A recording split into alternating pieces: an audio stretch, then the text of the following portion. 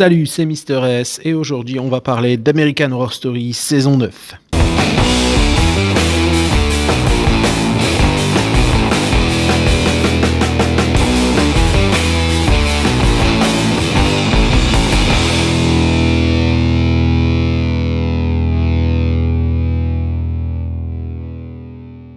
Et je reviens pour commencer sur l'épisode 1 donc, de cette nouvelle saison d'American Horror Story qui s'annonce vraiment très très bonne, avec une scène d'ouverture qui rappelait vraiment tous les classiques du slasher, avec cette vue à la première personne pour le tueur, et cette espèce de gros carnage qu'il y a à la fin.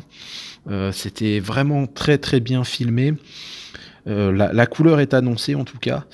On va avoir du bon vieux slasher à l'ancienne. En fait, là, American Horror Story est en train de se la jouer Stranger Things.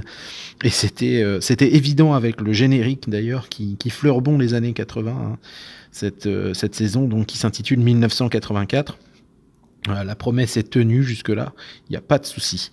Et alors on a une présentation des personnages pareil qui fait penser au sitcom des années 80, c'était très bien foutu, et les looks aussi, vraiment très très nostalgiques des années 80.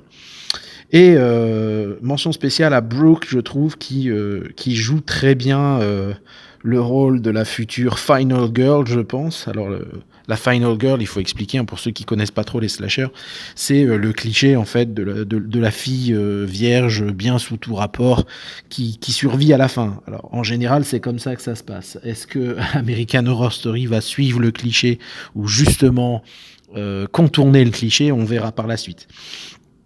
La bande originale également était sympa.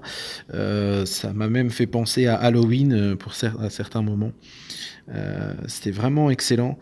Et puis alors pour lister un petit peu les références qu'il y a eu aux grands classiques du slasher, rien que dans ce premier épisode, on peut citer donc le passage dans la station essence qui fait penser à Massacre à la tronçonneuse, la voix au téléphone à un moment qui fait penser à celle de Ghostface dans Scream, le mec qui se fait renverser par les jeunes dans le van qui fait penser à Souviens-toi l'été dernier, et évidemment le camp Redwood qui apparemment est l'endroit où va se passer la plupart le plus gros en tout cas de cette saison, qui fait penser un petit peu au camp dans lequel se passe l'action de Vendredi 13.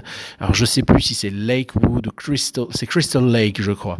Bon bref, mais c'est un camp un petit peu à l'ancienne comme ça en forêt avec des cabanes en bois. Donc on est exactement dans le même univers. Et puis, pour bien se remettre dans les années 80, on a la directrice qui est une véritable puritaine, qui représente un petit peu l'Amérique de Ronald Reagan à l'époque. Donc ça, c'était assez malin de faire ça, et elle est très très bien jouée, je trouve, par Leslie Grossman. Et cette directrice a été victime d'un serial killer, justement, donc dans la première scène, en fait, ça on ne le sait pas, mais on l'apprend après, avec ce tueur, Mr. Jingles. Alors, par contre, ce qui est dommage, je trouve, c'est qu'il révèle très très très vite l'identité du tueur. Et ça, j'ai toujours un problème avec ça, parce que moi, mon premier slasher, c'était Scream. Et dans Scream, ce qui m'a plu, c'est cette espèce de suspense jusqu'au bout, de ne pas savoir qui est derrière le masque. Et là, franchement, c'est dommage. Ils ont manqué une occasion de feuilletonner avec ça. C'est un petit peu bête, je trouve. Dire tout de suite qui est le tueur, alors, je pense qu'il va y avoir d'autres twists dans le scénario, mais là, je trouve que c'est un petit peu dommage. Enfin bref, en tout cas, ce tueur, on a encore une double référence là à des films d'horreur des années 80, puisque le tueur s'échappe de l'hôpital psychiatrique et donc va revenir au camp Redwood, là où il avait fait un massacre auparavant.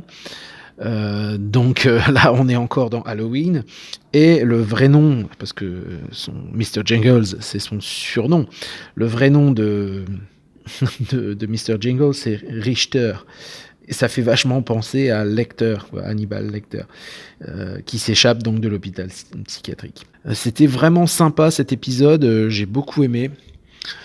Disons que cette saison s'annonce bien, je vais pas trop en dire pour pas trop spoiler non plus, même si j'ai pas mal révélé de choses. Moi, en tout cas, je me suis bien amusé. Ça m'a rappelé le bon vieux temps des films d'horreur des années 80. On se fait plaisir, quoi, clairement. On se fait plaisir. Il y a du sang, il y a de l'hémoglobine, il y a de la violence. Alors voilà, j'espère que le scénario va nous embarquer. Jusque-là, franchement, c'est assez bien foutu. Franchement, moi, je suis pris. J'espère que ça va continuer longtemps et surtout qu'on va aller jusqu'au bout et qu'on va avoir une conclusion digne de ce nom, pas comme la saison 8. Voilà ce que j'avais à dire sur cet épisode 1 de la saison 9 d'American Horror Story. Dites-moi dans les commentaires ce que vous en avez pensé éventuellement. Et si vous n'êtes pas encore abonné à la chaîne, eh bien, n'hésitez pas, faites-le. Cliquez sur s'abonner, sur la petite cloche pour avoir une notification à chaque nouvelle vidéo. En attendant, je vous remercie de m'avoir écouté et je vous dis à bientôt. Ciao.